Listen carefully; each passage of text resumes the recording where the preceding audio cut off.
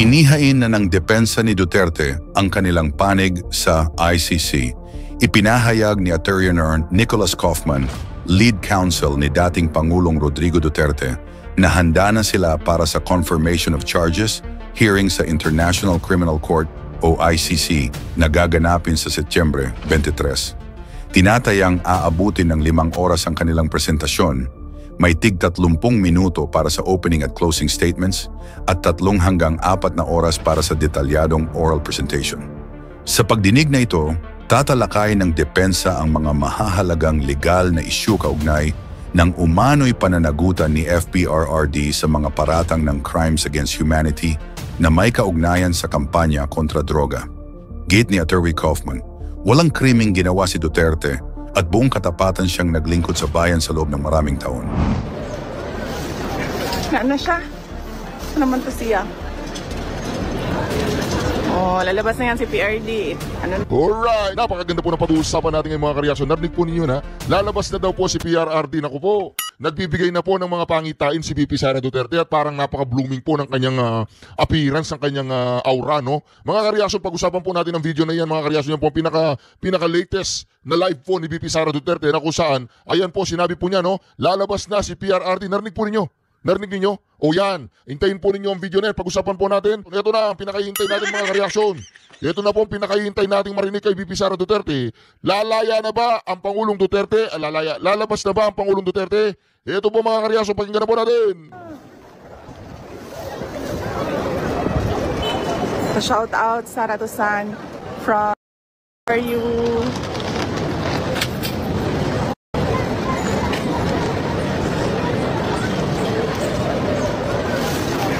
ano siya?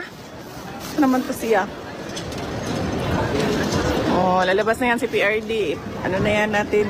I-jailbreak na yan natin lahat. Yung ilan bumoto kay PRD? 16 million. Yung 16 million na yan, punta tayo doon sa ICC Detention Center. No?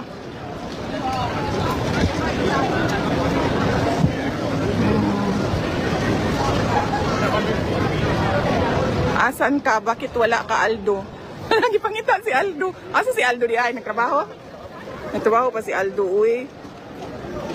Di na lang sa nato siya pang samok-samokon.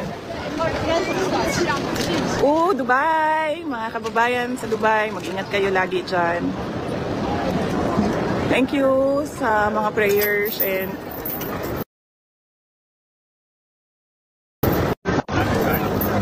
ay nanawag. Weng Sir Puete daw. Saan ang Weng Sir Puete? Weng Sir Puete. Nakita na ko yung call. Saan klaseng pangalan mo ng ingana, uwi? Ala, VP, ang bakba protocol. Aldo, ano naman ka diri?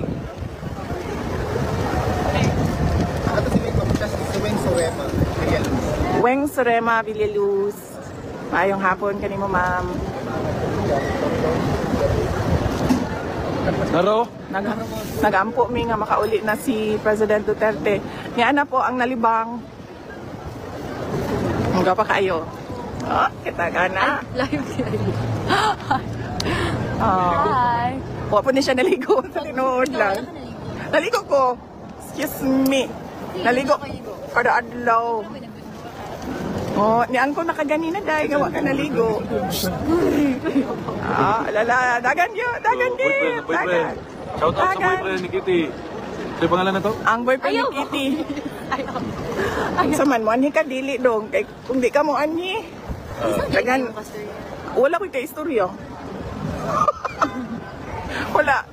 Iya ka man, gikuha na ko yung cellphone, uli na nako. Kaya ito may sa taas, kaya gipangita ka na mo. Ano na? Oh, tara, kayo muli na po ito, sa oras na. Alas 11 sa Kadlaw, alas 12 sa Kadlaw sa Australia. Hello from Caloocan. Magbabay na ta sa ila.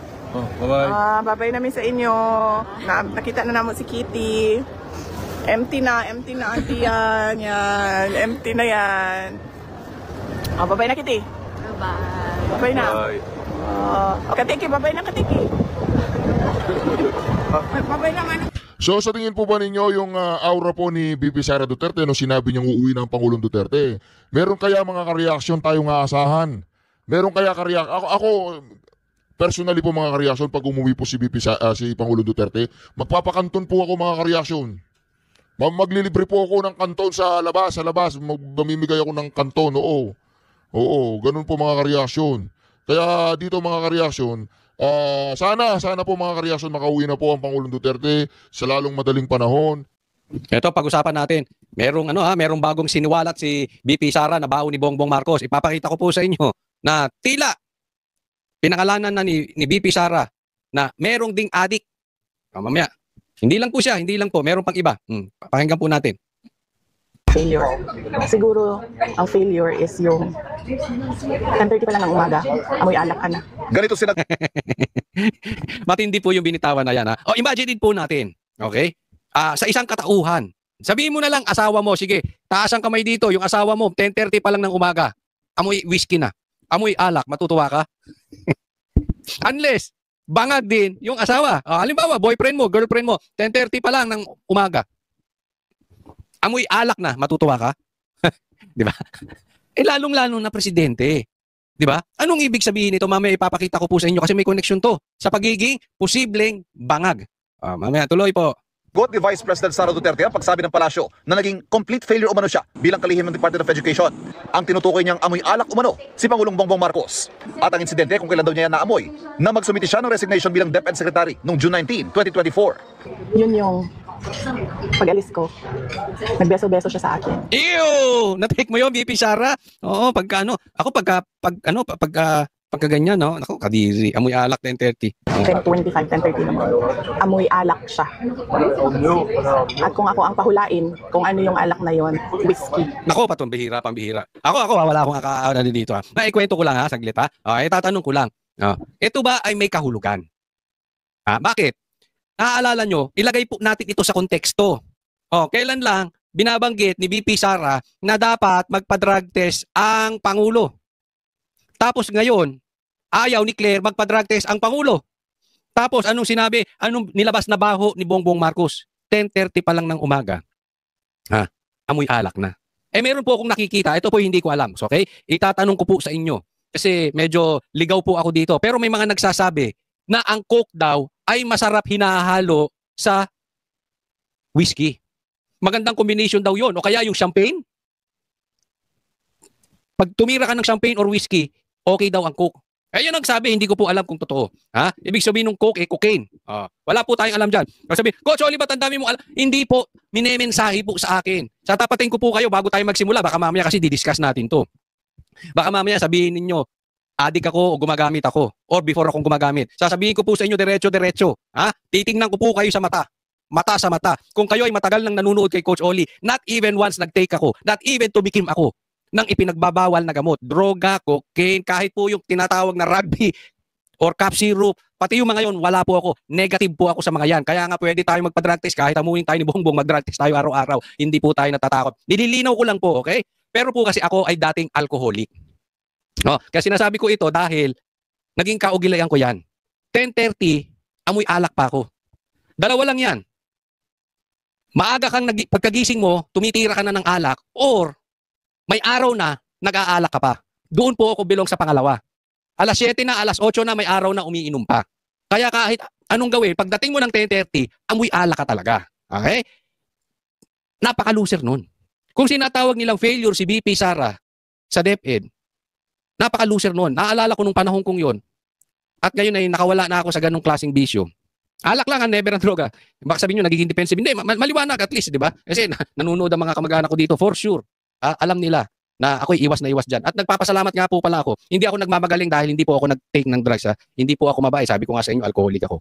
Okay, naging babaero po ako. Inaamin ko po yan. Dati po yan. Pero gusto kong pasalamatan yung tatay ko sa langit. Dahil ako'y talagang masamang tao. Niligtas lang niya ako. It's not because I am good. Kaya hindi ako nagdroga. Pero niligtas lang ako ng ating Ama sa langit. And of course, pinapasalamatan ko rin yung aking Ama dito sa lupa. Dahil ang lagi kong narinig sa kanya nung ako'y nagbibinata na, iwasan yung droga, masisira ang buhay nyo, masisira lahat ng pinangarap nyo, pamilya nyo, masisira sa droga. So iwasan nyo yan. Tumatak sa utak ko yun. Kaya ako, ayaw kong saktan yung Ama sa langit at Ama ko sa lupa. Kaya iniwasan ko talagang tuluyan yung droga. Okay? So let's move forward. Ngayon, pinagko-combine daw yan para wala kang amats. So magko-cocaine, yun ang balita ko, magko-cocaine ka. Kasi meron talagang, hindi na maalis sa sistema, naiintindihan ko yan, hindi na maalis sa sistema yung pag-aalak. Pero susundutan mo yan ng cocaine para, ano na daw, walang tama. Isipin mo, kung papasok ka sa opisina, susundutan mo yan. Di ba? Para hindi ka mukhang lasing, papasok ka. Pero ang masama niyan, lumalabas sa bunganga. Kahit mag-mouthwash ka dyan, lalabas naman sa amoy ng katawan, yung pagiging alak kasi, bangag ka nga sa alak. Hindi ko po sinasabing addict si Bongbong Marcos. Pinapaliwanag ko lang yung mga nagkukwento sa akin dahil tinanong ko patungkol, may connection ba ito? At bakit binabanggit ni BP Sara yung alak? Tapos, bakit niya, nung katatapos ng konteksto na nanawagan siya ng drug test sa Pangulo? Diba? So, napagkukunik-kunik nyo na. Ganyan po, titingnan natin. Ano yung pinapalabas ni BP Sara dito? Sa akin nga, posible, either, napapagalitan to ng asawa. Kasi ganun, di ba? Pag asawa mo, 10:30 pa lang. Amoy alak na, magagalit ka. Tama o tama-tama? Or, parehas kayo. Kaya parang sinasabi dito ni BP Sara, hindi ko alam kung addict din yung asawa. Or, baka napagalitan to ng asawa kung, alam mo na, kung umaga pa lang, amoy alak na. Pero hindi ko naman siya nakita nag-inom ng whiskey. Nakikita ko siya lagi umiinom ng champagne. Pero amoy alak siya at 10:30. Ayun pa. Hindi ko siya nakikita pero champagne. May connection daw din yan. May pakituruan nyo ako, ilagay nyo sa comment section. Kasi yan ang sinasabi sa akin, hindi ko maintindihan ano ba ang connection ng coke o cocaine sa champagne. Pakituruan nyo nga ako. Hindi dahil gusto ko matuto. Pero tatandaan po natin, ganito po, tuturuan ko kayo. Hindi po ako nagsasabing expert ha. Hindi ako nagsasabing expert, pero dahil sa edad ko ito, natutunan ko. Pag ang babae, nagsalita, o yun. Hindi ko pinagbibintangan si BP Sara, inaano ko lang. Kinukonek-konek ko. Pag ang babae nagsalita, pakinggan mo yung hindi niya sinasabi. Di ba? Kasi ando doon talaga ang kahulugan. Doon sa hindi niya sinabi. No. Halimbawa, paalam ka sa asawa mo, magbabar lang kami ngayong Sabado nights. Magsasabado nights kami ng aking barkada. Huwag muna tayo umalis, honey. Di ba ganon? Anong sasabihin ng asawa mo? Okay lang. Sige, bahala ka. Alam niyo ibig sabihin nun? Matutulog na lang kami ng anak mo. Magbabanding kami ng anak mo. Ganon. Pag gano'n na sinabi sa'yo, delikado. Yan ang expertise dapat ng lalaki. Makita nyo yung mga salita sa likod ng hindi sinasabi. So tinitingnan ko, di ba? Ano yung champagne? So ipinagtanong natin, may connection daw yun. Hindi ko alam kung totoo, niloloko ko kasi di naman ako gumagamit. Kayo, matanong ko, may connection ba yung cocaine at champagne? Ano lang. Kasi may naalala ako before. May naalala ako. Yung meron kakilala ko. Hindi ko naman actually kakilala. Medyo sikat siya. Sikat. So, hindi ko siya personal kakilala. Bigla ba naman yung champagne inabot? Oo, ginawang waiter. May ginawa siyang waiter. Diba? Ayun ang tinitira champagne. Isipin mo, formal gathering, no? Kung ano. At isang mataas na tao gagawin mong waiter, champagne. Medyo di ba? Oo, kaya parang napagkukunik-kunik ko eh. May connection ba yung champagne? In the morning. Doon na-confirm. Ano? Kita mo? Pag ang babaeng umiti ng ganyan, doon ko na-confirm yung ano. Tas ganyang ngiti. Ano yan? Naku, delikado. Ano na-confirm mo, BP? Decision ko. Ayun, yung desisyon naman pala niya. Idinitalye pa ng bise kung paano raw siya pinilit kumbinsihin noon ng Pangulo na manatili sa gabinete at inalok pa ng ibang pwesto para rito. Hiningi pa nga raw ang tulong niya para sa eleksyon 2025. Kaya ang tingin ng bise sa naging tono ng Pangulo. Hindi yun actions ng taong tumitingin as failure ako. Action yun ng taong tumitingin na kailangan niya yung trabaho ko. Ayun, totoo naman yun, di ba? Failure ba yun? Kaya ito si Claire Castro, fake news ka. Pa-deny mo yan sa Pangulo itong sinasabi ni BP Sara. Kung failure, di ba halimbawa meron kang tauhan, meron kang empleyado, or meron kang co-worker na lang, sabihin natin, at nag-resign sa'yo, aalukin mo pa ng ibang trabaho? Manghihingi ka pa ng tulong? Ay, tulungan mo nga ako kay boss? O kaya, tulungan mo nga ako sa 2025 election? Mayroon bang ganong failure? Di ba? Ibig sabihin, kaya ka humihingi ng tulong sa isang tao sa eleksyon, ibig sabihin, alam mo yung tao, malakas. Alam mo yung tao, nagawa niya yung dapat niyang gawin. Loko-loko ka na lang kung di mo pa naiintindihan yun. Ibig sabihin, hindi ka talaga naghahanap ng katotohanan. Naghahanap ka ng ibabato mo sa kalaban. Sinong nasa matinong kaisipan na alam mo, loko-loko o mahina o failure, hihingan mo ng tulong? Di ba? So, hindi ko alam saan nagagaling yung sinasabi nilang failure ako sa Department of Education Secretary. Ang pagtawag ng palasyo na complete failure kay Duterte, sagot naman nila sa naunang banat ng bise na napag-iwanan ng Estado ng Edukasyon sa Pilipinas dahil sa mabagal na pagsabay ng bansa sa pagbabago. Si Palace Press Officer Claire Castro, hindi kumbinsido sa kwento ngayon ni VP Sara. Sa kanyang statement, sinabi ni Castro na mahirap raw paniwalaan ng mga kwento ng madalas nagiging source ng fake news. Sino fake news, Claire? Sabihin mo sino fake news, Claire? Ha? Anong sabi ni, papaalala ko, baka nakakalimot ka, Claire. Anong sabi ni Bongbong mo? Walang pumasok na baril sa KOJC.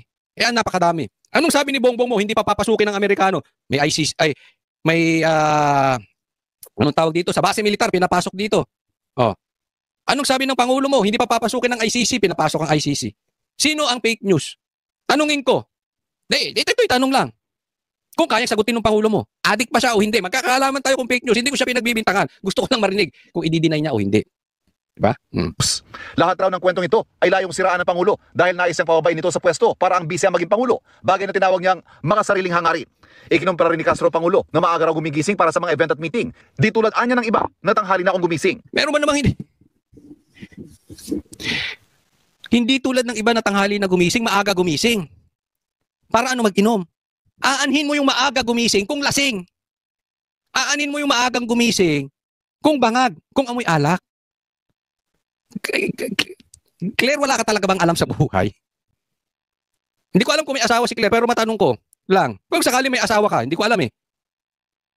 Masaya ka dahil maaga gumising, magtatrabaho, pero amoy alak? Diba? Sinong matinong babae na gusto yung asawa niya amoy alak, pero maaga nagtatrabaho? Baka sa gay bar nagtatrabaho. Diba? Kung hindi ka nagagalit. Hindi ko sinasabi yung asawa niya. Example lang po yan. Diba? Sino matinong asawa ang matutuwa? Presidente pa po ito. Hawak niya ang buhay ng milyong-milyong Pilipino. Magtatrabaho ka bangag. Pambihira naman. Napaka-loser naman ata nun. Paano ka gagalangin ng mga tao mo kung ganyan ka? Pero baka, ito pang isa. Maagang gumising o walang tulog? Nagtatanong lang ako, hindi ko alam ha. Hindi ko alam kung anong tama ng cocaine. Hindi ko lang alam. May mga, again, sinasabi ko, may mga kwento, hindi ko pinagbibintangan si Bongbong, kaya nga tinasabi ko, magpa-drug test tayo. Diba? Para yung mga sinasabi ni PRRD na bangag ka, ay hindi paniwalaan ng tao. Pero takot ka sa drug test, so ina-assume ng tao, adik ka. Yun, masisisi ba natin? Tapos kino-connect na nga nila, baka walang tulog yan, hindi maaga gumising, hindi pa tumutulog. Kaya lagi gising. Diba? Posible namang maaga kang natulog, lasing ka. Unless nga, gumising ka na maaga para mag-inom. Isipin mo, ginawa mong almusal yung whiskey o champagne, pambihira.